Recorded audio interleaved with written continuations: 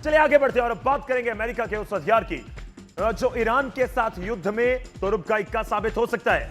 हम बात कर रहे हैं सालों पुराने वॉरहॉग फाइटर जेट की, जो देखने में तो छोटा लगता है लेकिन इसका वार हमेशा असरदार, खतरनाक, जबरदस्त होता है। ईरान के साथ युद्ध में हॉर्मुज जैसे छोटे समुद्री क्षेत्र में लड़ाई लड़ने के लिए वॉरहॉग ट्रम्प कार्ड साबित हो सकता है।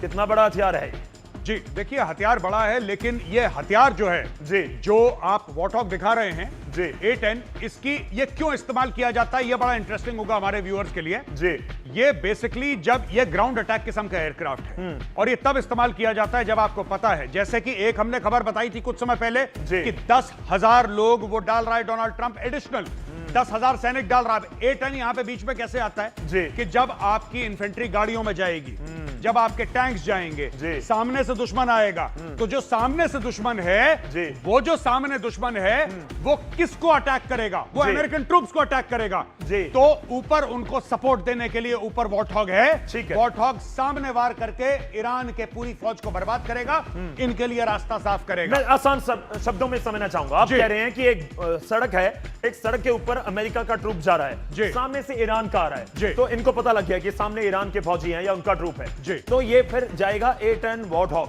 और इसकी तरफ से उनको तबाह कर दिया जाए। ऐसा ही होगा, एकदम यही है। और ये चाहे सड़क पे हो, चाहे क्रॉस कंट्री हो, सामने ट्रक हो या सामने ईरान का टैंक हो जी, इसमें डिप्लीटेड यूरेनियम राउंड्स भी डलते हैं जो कि आर्मर पियर्सिंग होते हैं और 30 mm के राउंड इसमें होते हैं और तकरीबन 3 से लेकर 3,500 राउंड प्रति मिनट फायर करने की क्षमता करता है। इसके अंदर मिसाइल हैं। चलिए, कुछ खासियत ऑलरेडी आप बता चुके हैं, लेकिन फिर भी मैं बताता हूं कि A10 वॉरहॉग थंडरबोल्ट 2 का पूरी खासियत, ताकत क्या है? ताकत क्या है? कई हथियार लेकर जाने में सक्षम है, ये ताकत है इसकी।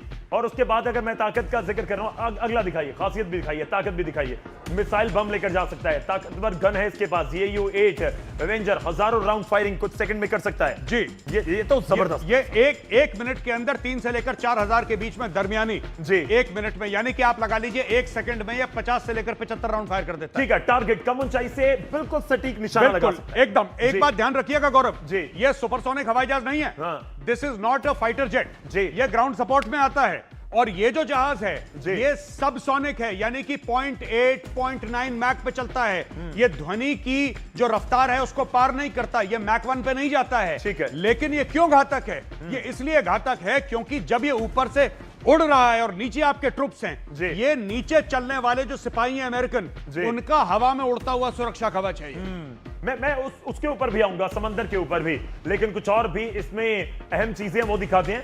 छोटा जेट है, बड़ी चोट करता है, छोटे रमने से तेज उड़ान भर सकता है, ये बहुत इंपॉर्टेंट है। उसके बाद छोटा जेट बड़ी चोट इसलिए भी कह रहे हैं क्योंकि हवा में लंबे समय रहने में सक्षम है। कुछ तथ्य आपके सामने रख रहे हैं। मेरा एक और सवाल है, मेरा सवाल यह है, आपने कहा सड़क पर अमेरिका का ट्रूप जा रहा है, सामने से ईरान का आ रहा है, लेकिन एक और सिचुएशन इमेजिन करते हैं कि पूरा एक जंगी जहाज, समुद्री जहाज अमेरिका का, उसको ईरान के 10 छोटे छोटे जहाज पूरी चारों तरफ से घेर लेते हैं, तो फिर A10 क्या करेगा?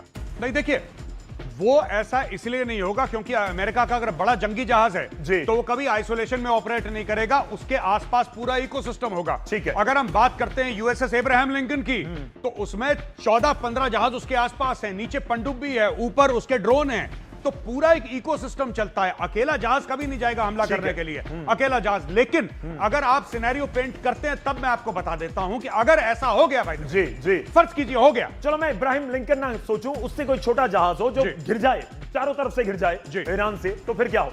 यह वॉरहॉग दूसरे ईरानी जहाज को बर्बाद कर देगा, पानी के नीचे चला जाएगा, वो पानी के नीचे चला जाएगा। जी बिल्कुल। मेरा एक और सवाल है, मैं आगे बढ़ूंगा।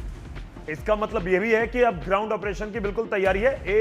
A10 अगर उतर गया तो, वॉरहॉग उतर गया तो समझ लीजिए कि ये तो फिर जमीन के ऊपर जंग नजर आएगी। जैसा मैंने बोला, इन्फेंट्री भी आ रही है जी। न्यूयॉर्क टाइम्स की रिपोर्ट है, उनकी रिपोर्ट है कि आर्मर्ड कॉलम्स आपके मूव कर रहे हैं, टैंक्स आ रहे हैं, APCs आ रहे हैं, तो उनको सपोर्ट देने के लिए आपका ये हवाई जहाज है जो ऊपर से सपोर्ट देगा। यानी कि अगर ये डिप्लॉय होता है, संकेत यही है कि आपका ग्राउंड इन्वेजन शुरू हो रहा है। चलिए आगे बढ़ते हैं। एक और बड़ी खबर है इस समय जो मैं जिक्र कर रहा हूं, हमने जहाज की बात की है और बात स्ट्रेट ऑफ हॉर्मुज को लेकर जो तनातनी जारी है उसकी बात करेंगे। हॉर्मुज से एक जहाज निकला, उड़ा दिया गया, तस्वीर आपके सामने रखी। बड़ी खबर इस समय यह है कि इस बीच हॉर्मुज को लेकर ईरान की बड़ी तैयारी की खबर है। हॉर्मुज पर टोल टैक्स लगाने की तैयारी में है ईरान। हॉर्मुज पर टैक्स का अधिकार चाहता है ईरान। जहाजों को सुरक्षा देने के बदले टैक्स का दावा किया जा रहा है। देखिए जो तस्वीर आई थी, एक बार फिर लेकर आएंगे, हमारी टीम एक बार फिर लेकर आएगी तस्वीर। जब जहाज चल रहा था वो वाली तस्वीर अगर लेकर आए पीसीआर, और वो तस्वीर आपको दिखाएंगे। वो इसलिए भी है, इस खबर के साथ बिल्कुल जाकर मैच होती है। ये तो बिल्कुल साफ साफ निकल रहे हैं जहाज, लेकिन जिसने निकलने की हिमाकत की बिना परमिशन के, बिना टैक्स दिए, ईरान से बात किए बिना, तो उसके बाद उसका हश्र क्या हुआ, वो तस्वीर सब कुछ बयान कर रही थी। वो आ चुकी है, वो तस्वीर आ चुकी है जी। और यही तैयारी है, तैयारी का एक पार्ट है। पर एक और बात मैं ऐड करना चाहता हूं गौरव, देखिए इससे क्या होगा कि जो इंश्योरेंस प्रीमियम है वो बढ़ जाएगा जी, क्योंकि हर एक जहाज जितना भी माल जाता है पूरा का पूरा इंश्योर्ड रहता है जी, उसका इंश्योरेंस रहता है।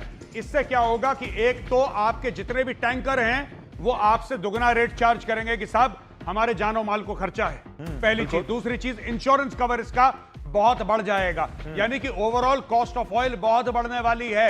अगर ऐसे 2-3 जहाज और टारगेट कर दिए ईरान ने, तो दुनिया का जो 20% ऑयल सप्लाई है जो हॉर्मुज से जाता है वो और ज्यादा खतरे में पड़ जाएगा गौरव।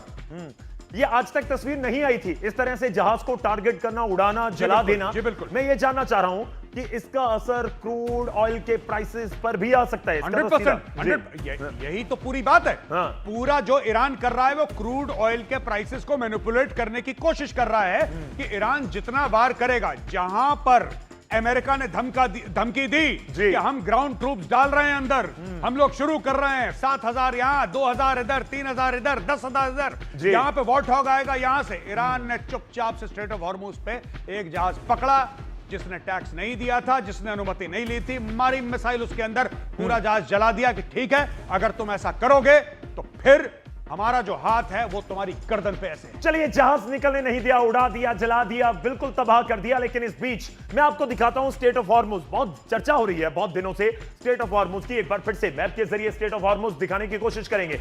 और हॉर्मुज के आसपास इस समय जो बहुत शांत समंदर में जहाज निकल रहे थे जी, मेजर गौरव आर्या जी, अब वही सबसे ज्यादा आप कहिए कि डरावना, भयानक, खौफ वाला रूट बन चुका है इन जहाजों के लिए। जी बिल्कुल।